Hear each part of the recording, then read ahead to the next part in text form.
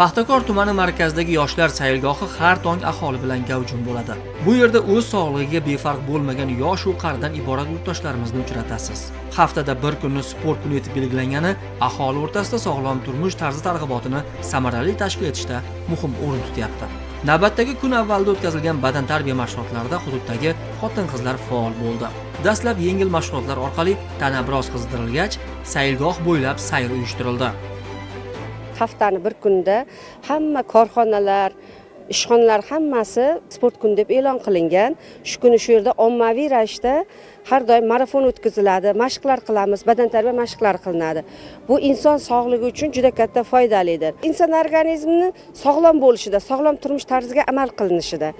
Bu yerda inson o'zi uchun har doim hamma vaqt semizlikni oldini oladi, qand kasalliklari, yurak kasalliklari, har qanday ishemik kasalliklar, tana vazni yo'qotishlar hammasiga, endokrin kasalliklarga foydasi bor. Albatta bu tonggi badan tarbiyadan keyin inson ruhiyati ancha tetiklashadi, o'zini yengil his qiladi.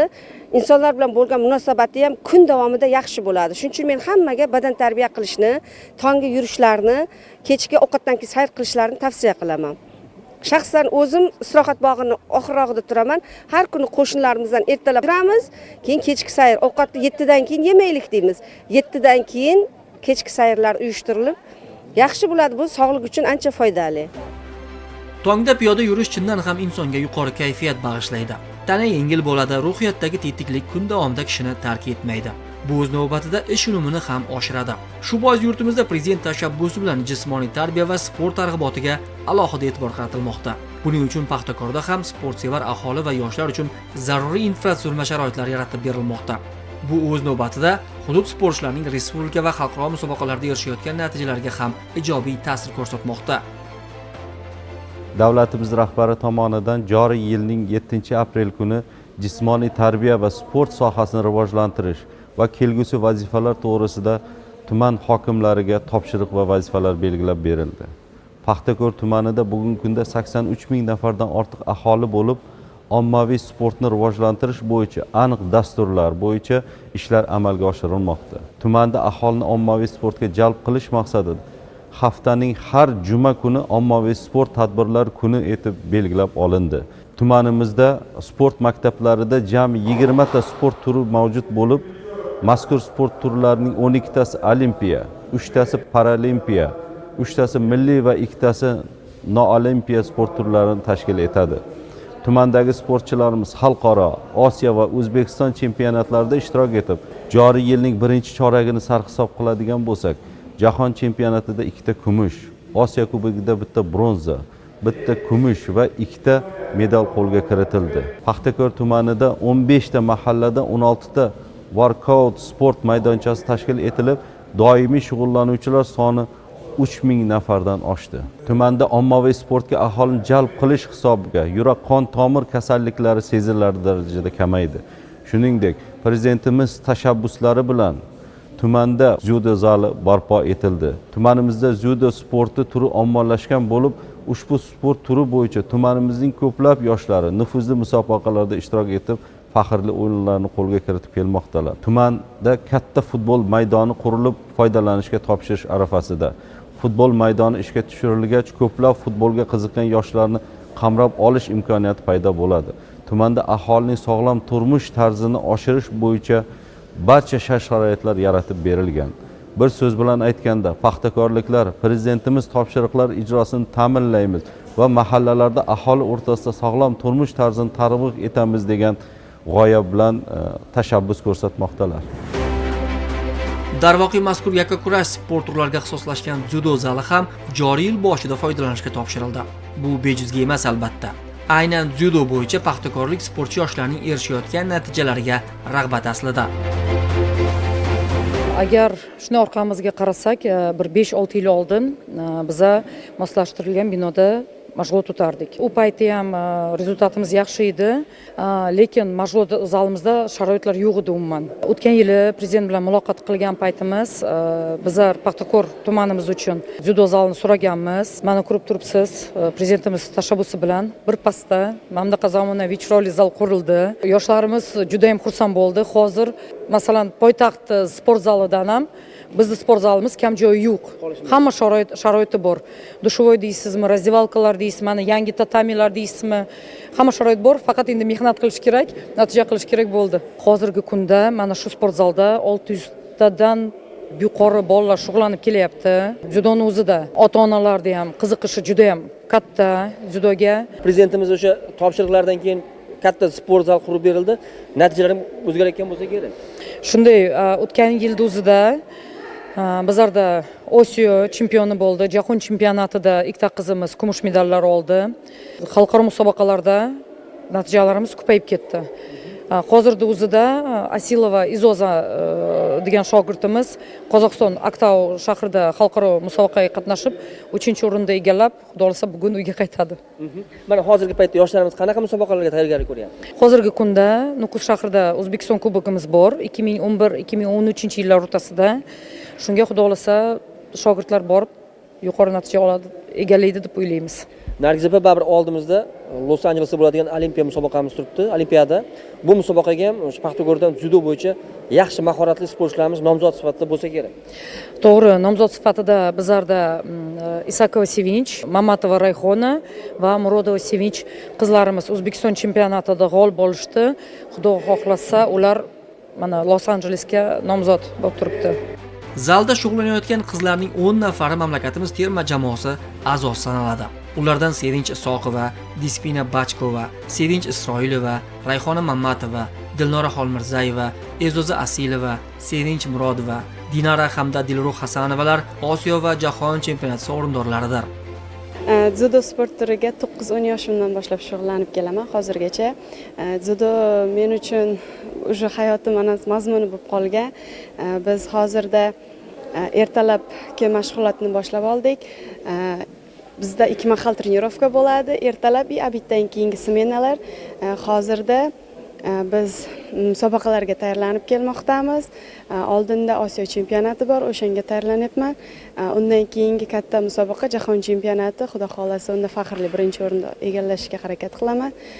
Hozirda bizda ham kichkina o'smir qizlar, yoshlar musobaqalarda faxrli birinchi, 3-o'rinlarni egallab kelmoqda. Umuman sportda yaxshi natija ko'rsatish uchun inson faqat mashg'ulot qilish kerak, nimalarga e'tibor berish kerak? Albatta mashg'ulot qilish kerak, ko'proq kitoblar o'qish kerak, amaliy ham, jismoniy ham, ruhan ham tayyorlanish kerak, psixologiyani ham ko'proq o'rganish kerak. Mana shu ruhiyatni mustahkamlash uchun murabbiylarning ko'proq sizlarga qanday yordam beradi? Bizga motivatsiya beradi ko'proq. O'sha musobaqada yutqazib qo'ysak ham bizga noto'g'ri emas, to'g'ri maslahat berib, keyingisida yutasan, sen zo'rsan, senga ishonaman, sen faqat o'zingga ishonishing kerak. O'shandagina g'olib bo'lasan deydi. Bu borada ota-onalarga ham yordam kerak bo'ladi-da. Albatta ota-onalar ham ko'proq qo'llab-quvvatlash kerak, chunki bola bir xil vaqt yutib keladi, bir xil vaqt yutqazadi. O'sha vaqtda unga yaxshi nastroy berish kerak, dalda berish kerak. O'shandagina yaxshi natijaga erishamiz. Aynan o'zingizning ota-onangiz bu borada munosabat qanaqa? Ota-onam har doim endi birinchi o'rin bo'lavermaydi. O'sha vaqtda menga dalda bo'ladi. Keyingisida yutasan, bu birinchi musobaqa emas-ku deydi. Mana yangi zal qurib berildi sizlarga. Qanchalik mana shu zal sizlarga ma'qul? Juda ham hamma narsa, sharoitlar yaratib berilgan. O'zimizning shkaflarimiz bor, ustozlarning xonalari alohida, hamma narsa yetarli. Avvalambor bizning katta zalimiz bor, shunisiga shukr. Hozirda bunaqa zallar ko'plab qurilib berilyapti. Prezidentimizga rahmat shart-sharoitlar uchun. Hozirda biz bu yerda 4 ta trener bilan mashg'ulot olib boryapmiz. Azimova Nargiz opa, o'zimning ustozim, Tojiyev Mahkam ustoz, Jumanov Islom ustoz, Noila opalar olib boryapti bizga. Paxtakorda boks ham ommabop sport turlaridan. Tarixiy g'alabalarga ega nomlar, ayniqsa Olimpiada ishtirokchilari Xurshid Tojiboyev, Bobosmon Boturovga havas qilib zalga intilayotgan yoshlar soni ortib boryapti. Paxtakor tumanining markazida joylashgan Dilora mahallasida 9-maktabni 7-sinfda o'qiyman. Men darsim obeddan keyin bo'lgani uchun shu zalga kelib shug'ullanaman ertalab. Men boksga 4 yildan beri kelaman. Yaqinda bo'lib o'tgan Prezident Olimpiadasining tuman bosqichida faxriy birinchi o'rinni oldim 50 kg toifasida. Shunga endi maqsadim meni viloyat bosqichiga chiqib, faxriy birinchi o'rinlarni egallab, respublikaga chiqish. Mening katta maqsadim Xurshid Tojiboyev va Osmon Boturovlarga o'xshab katta olimpiadalarga qatnashish va faxriy birinchi o'rinni olish. Mana hozir ayni paytda kimlar sizlar bilan shug'ullantirib, murabbiylar kimlar? Ayni paytda bizning murabbiyimiz Xatam Otabek aka bizni shug'ullantiradi. Ko'proq bizga e'tibor beradi, jismoniy baquvvatlikka, taktik mashg'ulotlarga o'rgatadi. Bundan oldin Tojikistonda, Qozog'istonda faxriy birinchi o'rinlarni egalladim. Kelajakda ham musobaqalarda faxriy birinchi o'rinni olish mening maqsadim. Yoshlarning sportga qiziqishi qamrovini oshiradi. Bu o'z navbatida murabbiylarning seleksiya ishlarida ham juda muhim sanaladi. To'g'ri, qo'liga boks qo'lqopini kiygan har bir yosh kelajakda professional sportchi bo'la olmasligi mumkin, ammo aynan sport orqali yoshlarda chinakam tarbiya, matonat, vatanparvarlik shakllanadi. Hozirgi kunda prezidentimizning shu sportga juda katta e'tibor qaratilayotgani biz yoshlar sportchilarga va biz yosh trenerlarga juda ham sezilarli darajada bir imkoniyat yaratildi desak adashmaymiz. Sababi hozirgi kunda sport maktabimizda 250 dan ortiq sportning boks turi bo'yicha shug'ullanadi. Bunday sportchilar hozirgi kunda yaxshi natijalar egallab kelmoqda. Shu qatorida shogirdlarimiz Jo'raqulov Abdulaziz 2024-yilda Budva shahrida Chernogoriya Respublikasida Jahon chempionati faxriy birinchi o'rinni egalladi. Shu qatorida 2025-yilda Tailandda bo'lib o'tgan Osiyo chempionatida ham birinchi o'rinni egalladi. Sport faqatgina shu bolalarni shu musobaqalarga emas, balki shu bo'sh vaqtni mazmunli hamda jismoniy barkamol komil inson qilib tarbiyalaydi desak adashmaymiz. Hozirgi kunda juda ko'p ota-onalar shu sport turlariga juda ham qiziqib kelmoqda. Farzandlarini sportga bermoqda, seleksiya ishlari olib borilmoqda. Ko'plab yosh bolalarni shu sportga jalb qilib, ularni bekor vaqtini mazmunli o'tkazish bilan shug'ullanib kelmoqda. Umumta'lim maktablarida ham sport to'garaklarini jonlantirish muhim vazifa. Bu bilan o'quvchilarning jismoniy tayyorgarlik darajasini oshirishga erishish mumkin. Jizzax viloyati Paxtakor tumaniga qarashli 9-sonli maktabda 1335 nafar o'quvchimiz bo'lib, shulardan 1224 nafari ixtiyoriy ravishda jismoniy sport tayyorgarligi sinovlaridan arizalar topshirildi. Shulardan hozirgi biz aprel oyiga 100% sport sinovlaridan o'tkazishni rejalashtirdik. Hozir sport sinovlarimizdan joydan turib uzunlikka sakrash, 1000 metrga yugurish, yugurib kelib kapnokni uloqtirish, keyin gimnastika o'rindiqlaridan tayanib anjumani bajarish, shunaqa sport sinovlarini olmoqdamiz. Bu sport sinovlarini olishdan maqsadimiz o'quvchilarimizda ommaviy sportga qiziqishni orttirish, o'quvchilarni o'sha jismoniy tayyorgarligini oshirish maqsadida shu sport sinovlarini olmoqdamiz. Albatta o'sha sport sinovlarini biz yoshga doir olinadi. 7-8 yoshli, 9-10 yoshli shu yoshga doir sport sinovlari hamma yoshga doir olinadi. Chindan ham davlat rahbari topshirig'idan so'ng hududlarda jismoniy tarbiya va sportga e'tibor yanada ortdi. Jumladan Paxtakorda ham ommaviy sportni rivojlantirishga qaratilgan 5 tashabbus olimpiadasi musobaqalari mahalliy yoshlari qolaversa, mehnat jamoalari o'rtasida sifat jihatidan yuqori saviyada tashkil etilyapti. Nuroniylar ham bunda nafaqat targ'ibotchi, shu bilan birga faol ishtirokchi sifatida sog'lom turmush tarziga intilmoqdalar. Sportning buncha darajada kerakliligini jismimizda, mushtimizda keladigan abadiy dvigatelga yaqin sanalgan o'sha yuragimiz 70 yil, 80 yil to'xtamasdan ishlash kerak. Bu yuragimizning ishlashini butun tanamiz bo'yicha harakat bilan biz javob berishimiz kerak. Shunda uning mukammal ishlashiligini biz ta'minlagan bo'lamiz. Sportga e'tibor harakatda ekan, mahallalarda yuradigan yo'lakchalar, sport bilan shug'ullanadigan maydonchalar, butun tanangizni harakatga keltiradigan sport sportda mukammal shug'ullanadigan qurilmalar qo'yildi. Tumanimiz hokimiyatidan shaxsan prezidentimizning ko'rsatmasi topshirig'iga binoan shunday katta ishlar amalga oshirildi-ki, milliardlab mablag'lar yo'naltirilib, mana bu sohil bo'yi sayrgohini tashkil qildi. Bu Paxtakor tarixida bo'lmagan bunaqa ishlar. Shunchalik darajada e'tibor bilan borib aralasangiz, nafaqat u yerda dam olasiz, ko'nglingiz quvnaydi, yuragingiz shunday xaflig'ib ketadi. Qilsa bo'lar ekan-ku degan ma'noda. Kuni-tun chiroqlar yoritilgan, bemalol aylanish mumkin. Kech desangiz ham, tong desangiz ham, tun desangiz ham shunga shunday ko'nglingizga o'tiradigan sharoit qilib qo'ydilar. Paxtakorda sport infratuzilmasini mustahkamlashga qaratilgan ishlar bosqichma-bosqich davom etmoqda.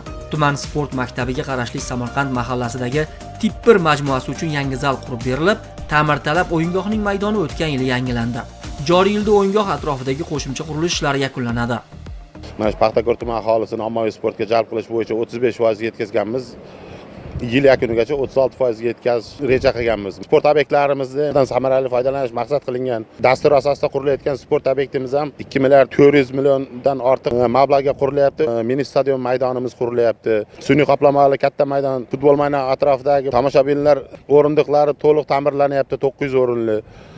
Undan tashqari mana yo'laklarimiz, yugurish yo'lagimiz qurilyapti, yangi zamonaviy qilib. Sport maktab obyektini atroflari 100% to'liq obodonlashtirilyapti, shu zamonaviy qiyofaga keltirilyapti. O'sha majmuamizga kirib kelishdan boshlab arkalarimiz yangi zamonaviy qiyofaga keltirilyapti. Sport obyektimizda mana mini stadion qurilyapti, katta stadion qurilyapti. Kunduz kuni mana sana o'quvchilarimiz shug'ullansa, kechqurun va tungi yoritishlar ham yoritilib, hammasi qo'yilib, aholimiz ham foydalanib, mana shunday 24 soat sport bilan shug'ullanishga imkoniyat yaratiladi. Ana shunday sharoit va davlat e'tibori paxtakorliklarni ham ko'proq sport bilan faol shug'ullanishlariga imkon beradi. Eng muhimi, hudud yoshlarining xalqaro musobaqalardagi yutuqlari salmog'i ham ortadi.